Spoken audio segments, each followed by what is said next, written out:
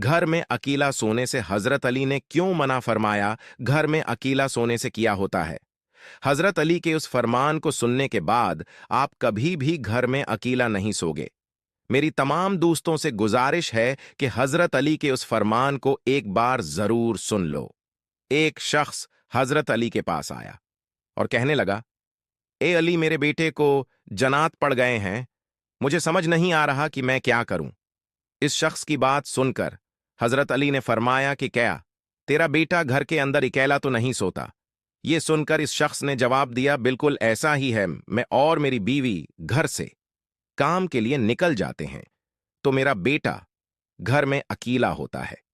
यह सुनकर हजरत अली ने कहा कि बस यही वजह है कि तेरे बेटे का घर में अकेला हो ना जनात को अपनी तरफ खींच लेता है, क्योंकि जनात हमेशा वहीं जाते हैं जहां कोई इंसान अकेला हो।